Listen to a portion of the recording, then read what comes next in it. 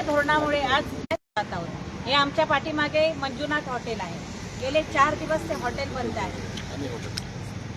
अजून अनेक कणकवलीतली हॉटेलं बंद आहेत। ह्याचा परिणाम गॅस सिलेंडर नाही, हे धोरण कोणी राबवलं पाहिजे व्यवस्थित, तर राज्याने आणि केंद्राने राबवलं पाहिजे। सर्वसामान्य माणूस यासाठी काय करू शकतो, तर फक्त आंदोलनच करू शकतो। तर आंदोलनातून ते सिलेंडर उपलब्ध होणार आहे का, तर नाही। आणि यामुळे काय नुकसान आहे, इथला रोजगार म्हणजे ज्यांच्याकडे कामगार असतील त्यांच्या पोटापाण्याचा प्रश्न। इथे मगापासून 50 लोक तरी विचारून जाते त्यांना, हॉटेल बंदा म्हणजे काय, की जे भुकेलेलं आहे त्याला अन्न पण मिळत नाहीये। म्हणजे हे सगळं कोणामुळे होत आहे, तर देशाच्या आणि राज्याच्या चुकीच्या धोरणांमुळे। छत्रपती शिवाजी महाराजांना तेव्हा परकीय आक्रमणं त्यांनी थांबवली, थोपवली, पण किल्ल्यावरती रसद त्या पद्धतीने उपलब्ध करून ठेवत असत। सर्वसामान्य माणसाला कधी भुकेल्यासाठी त्याचा जीव गेला नाही।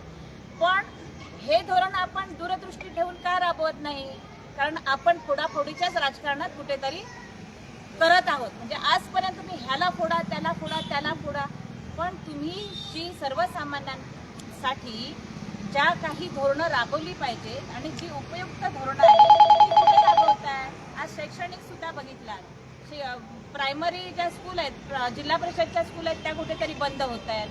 कुठेतरी तो विद्यार्थी वर्ग कुठेतरी डायव्हर्ट होतोय।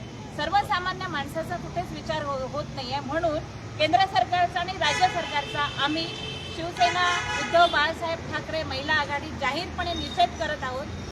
घ्या आणि लवकरात लवकर सिलेंडर्स उपलब्ध करून द्या, अशा पद्धतीची मागणी आम्ही केंद्राकडे आणि राज्याकडे आज तुमच्या माध्यमातून करत आहोत। आपण बघितलं असाल की जे आखाती युद्धामुळे राज्यामध्ये गॅस टंचाई सुरू आहे आणि या गॅस टंचाईच्या विरोधात विरोधक बोलले म्हणून फक्त विरोधकांनाच टंचाई होते आणि सगळीकडे गॅस सुरळीत आहेत असं वारंवार भारतीय जनता पार्टी आणि शिंदे सेनेचे सत्तारूढ लोक सांगत आहेत। सिंधुदुर्ग जिल्ह्यामध्ये सुद्धा ज्या दिवशी गॅस टंचाई झाली त्या दिवशी लोकांनी सांगितल्यामुळे आम्ही त्या दिवशी आंदोलन केलं, तर आमच्या आंदोलनावर टीका करण्यात आली की गॅस उपलब्ध आहेत म्हणून। माननीय जिल्हाधिकाऱ्यांनी सुद्धा वारंवार सांगतायत, पुरवठाधिकारी सांगतायत वारंवार की गॅस उपलब्ध आहेत। आणि कालच मी सिंधुदुर्ग जिल्ह्याच्या पालकमंत्र्यांचं एक निवेदन ऐकलं की कमर्शियल जे सिलेंडर आहेत त्यांना कसं पुरवठा करता येईल हे त्यांनी सांगितलं आणि त्याचं नियोजन सांगितलं। परंतु संपूर्ण या जिल्ह्यातील यंत्रणा कशी कुचकामी ठरली आहे आणि पालकमंत्री आणि जिल्हाधिकारी कसं वारंवार खोटं बोलत आहेत याचं उत्तम उदाहरण म्हणजे हॉटेल मंजुनाथ। आणि या कणकवली शहरातील जवळजवळ 8 हॉटेलकडे आम्ही जाऊन आलो, 8ही हॉटेल बंद आहेत। 15-20 ज्या टपऱ्या असतात की ज्यांच्यावर पोट लोकांचं असतं, म्हणजे नुसतंच हॉटेलमध्ये कोण खायचंच नाही तर काही लोकांना व्यवसायानिमित्त, नोकरीनिमित्त, कामानिमित्त आले तर त्यांना काहीतरी पोटाला मिळालं पाहिजे म्हणून या हॉटेलमध्ये सुद्धा त्याचा वापर ते करत असतात। अशी सगळी हॉटेल ह्या सिंधुदुर्ग जिल्ह्यातील जवळजवळ 100-150 हॉटेल बंद आहेत। परंतु या संदर्भात कोणच आवाज उठवत नाही।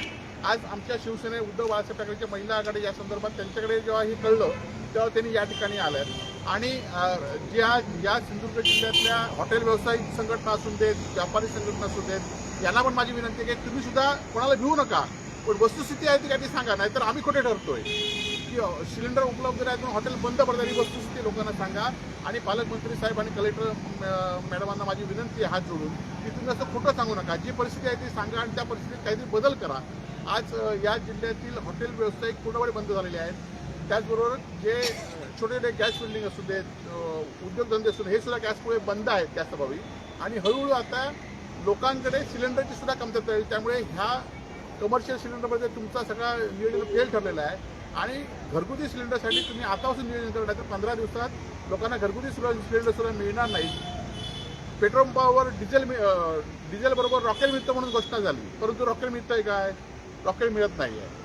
आणि त्यामुळे पर्यायी व्यवस्था शासन न करताना वेगवेगळ्या मात्र लोकांवर आज हॉटेल व्यावसायिक टॅक्स देत आहेत, GST देत आहेत आणि हे सगळ्या बंद आहेत। त्यामुळे आम्ही सरकारचा आणि सिंधुदुर्ग जिल्हा प्रशासनाचा निषेध करतो आणि या पुढच्या काळामध्ये जर हे उपलब्ध झालं नाही तर आम्ही तीव्र असं आंदोलन करणार आहोत। पालकमंत्र्यांनी जिल्ह्यातील हॉटेल आणि गॅस व्यावसायिकांची बैठक घेतली होती, तरी देखील ही मी तेच मला सांगितलं की आम्ही वाचलं पेपरात की बैठक घेतली, नियोजन केलं, सगळ्यांना सुरू होते। आता हे हॉटेल 5-6 दिवस बंद आहे। अशीच जिल्ह्यातली सगळी हॉटेल जवळजवळ 100पेक्षा आणि पर्यटन जिल्हा म्हणून आपण सांगतो आणि हॉटेल बंद आहेत आणि त्याचं नियोजन नाही आणि त्यामुळे हे नियोजन पूर्णपणे फेल झालेलं आहे आणि त्याच्यामुळे त्यांचं सगळं हे उघडं पडलेलं आहे। दुसरीकडे छगन भुजबळ मंत्री यांनी केरोसिन पुरवठा करणार असं सुतोवाच केलं होतं. मात्र केरोसिन बाबत मागणी काही विक्रेत्यांनी, किरकोळ विक्रेते जे आहेत परवानाधारक, त्यांनी करून देखील अद्याप केरोसिनचा पुरवठा. मी मागे सांगितलं ना की पेट्रोलवर केरोसिन येतं म्हणून सांगितलं, कुठे उपलब्ध आहे. सध्या पेट्रोल आणि डिझेल यांची देखील कमतरता आहे, कमी प्रमाणात टँकर येत आहे. तसेच घरगुती गॅसची देखील टंचाई सध्या सुरू नाही आहे. नाही, आम्ही ते सांगतो पेट्रोल डिझेल सध्या तरी काय कमतरता दिसत नाही, परंतु घरगुती गॅसची कमतरता आता येणाऱ्या काळामध्ये दिसणार. आणि आम्ही हे सांगतो काय की लोक आम्ही आंदोलन केल्यावर ते आरोप करतात, म्हणून हे तुम्हाला दाखवण्यासाठी इथे आणलेलं आहे. बरोबर ना, आमचं तुम्ही नाश्ता देणार होतं पण बंद झालं.